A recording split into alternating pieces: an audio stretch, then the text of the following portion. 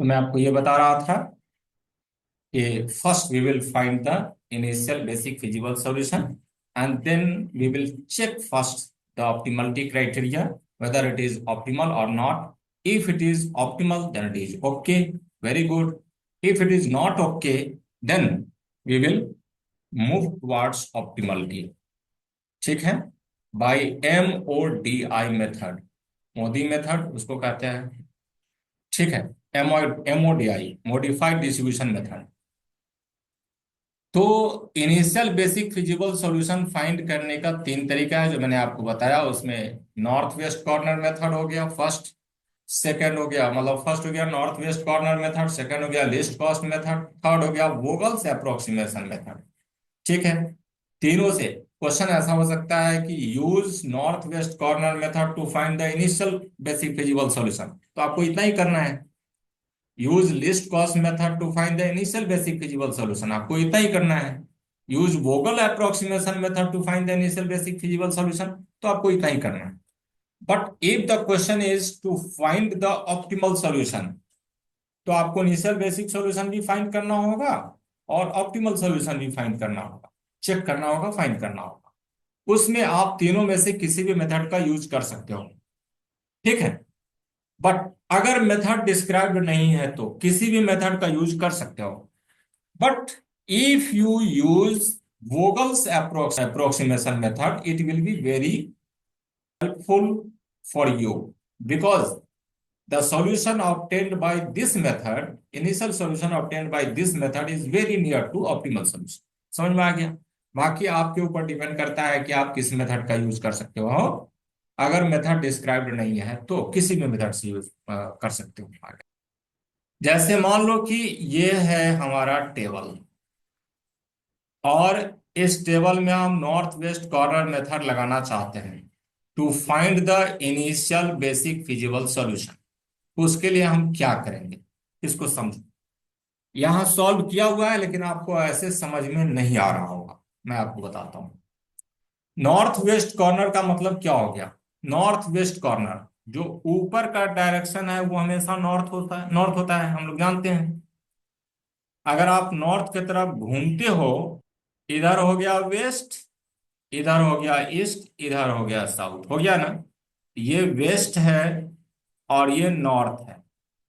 ठीक है, तो नॉर्थ वेस्ट कॉर्नर कौन सा हुआ? जैसे पूरे मैट्रिक्स को अगर आप देखोगे तो ये हो गया नॉर्थ वेस्ट कॉर्नर।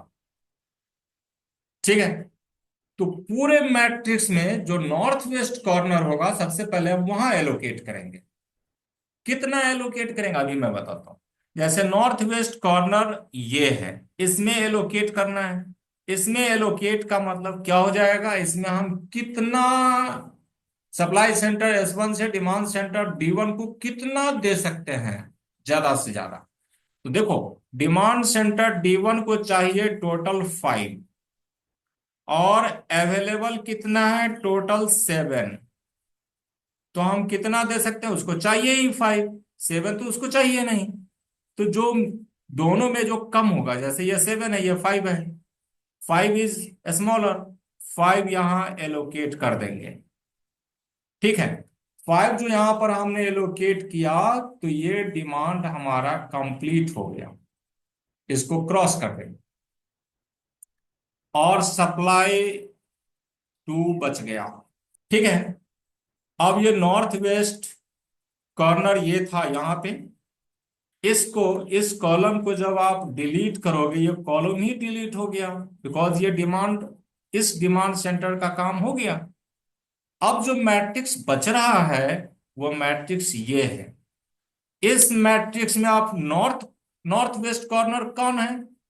इस मैट्रिक्स में नॉर्थ वेस्ट कॉर्नर ये है। ठीक है, अब इसमें हम एलोकेट करेंगे। इसमें कितना एलोकेट करेंगे? अवेलेबल है टोटल अब 2, चाहिए कितना? 8। तो हम 2 ही एलोकेट कर सकते हैं, चूंकि 2 अवेलेबल है। यहां पर 2 एलोकेट कर दिया। ठीक है, ये खत्म हो गया, और यहां पे 6 बच गया। इस डिमांड सेंटर पे 6 और चाहिए।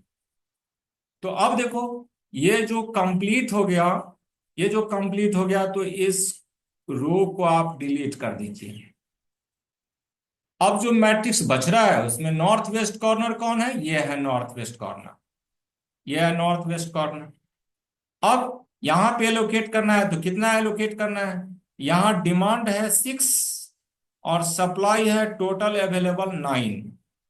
6 और 9 में स्मॉलर कौन है? 6 है। 6 हम एलोकेट कर सकते हैं, तो 6 यहां पर हमने एलोकेट कर दिया, ये फुलफिल हो गया। और यहां पे बच गया 3। ठीक है, अब ये जो फुलफिल हो गया, इस कॉलम को आप डिलीट कर दीजिए। अब जो मैट्रिक्स बचा वो ये बचा। इसमें नॉर्थ वेस्ट कॉर्नर कौन है? ये है नॉर्थ वेस्ट कॉर्नर। इसमें डिमांड है 7 और यहां सप्लाई अवेलेबल है 3, तो हम 3 ही कर सकते हैं। 3 और 7 में 3 कम है, तो 3 यहां पे एलोकेट कर दिया, यहां पे 3 एलोकेट कर दिया। और यहां पे कितना बच गया? 4। 7 - 3 = 4। अब जो मैट्रिक्स है उसमें नॉर्थ वेस्ट कॉर्नर ये है, यह है नॉर्थ वेस्ट कॉर्नर। इसमें डिमांड चाहिए कितना? 4। सप्लाई अवेलेबल है कितना? 18। 18 अवेलेबल है, 4 चाहिए। 4 को यहां एलोकेट कर दीजिए, ये फुलफिल हो गया, ये फुलफिल हो गया। और ये बच गया 14। लास्ट में एक ही सेल बचा, ये। इसमें डिमांड चाहिए 14, सप्लाई अवेलेबल है 14। 14 यहां एलोकेट कर दी, ये भी हो। ठीक है, एलोकेशन कंप्लीटेड।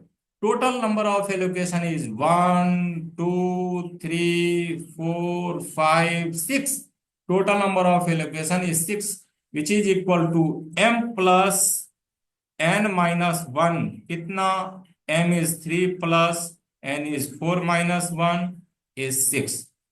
ठीक है, if the total number of allocation is m+n - 1, ये टोटल m+n - 1 के इक्वल हो जाए तो समझ लीजिए this solution is non degenerate, non degenerate.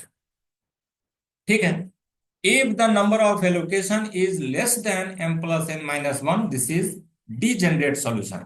यहां पे लिखा है the solution is non degenerate feasible solution, otherwise degenerate। ठीक है, अगर इससे कम होता तो डिजेनरेट हो जाता। यहां पे m+n - 1 के इक्वल है, so this solution is non degenerate solution. अगर डिजेनरेसी आएगा तो उसके लिए हम लोग दूसरा उपाय करेंगे। दूसरा तरीका है, क्या करेंगे? तो डिजेनरेसी से नॉन डिजेनरेसी की तरफ, जब तक नॉन डिजेनरेट सॉल्यूशन नहीं आएगा तब तक आगे नहीं बढ़ेंगे। ठीक है, so in this way we can find the initial basic feasible solution.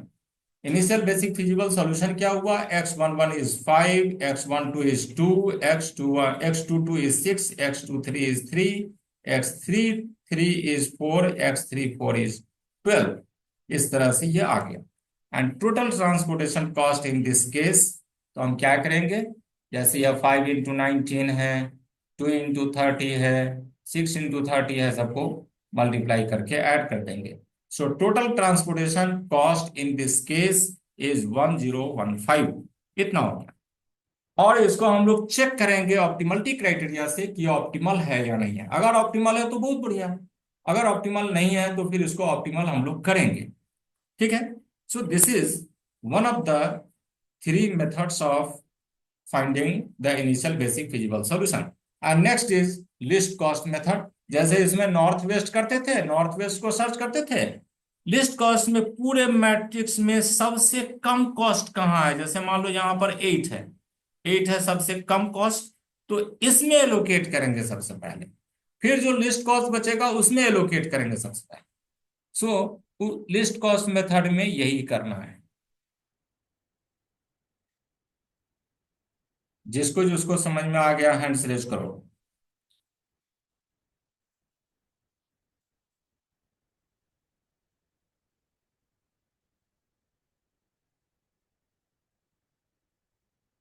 Good, very good.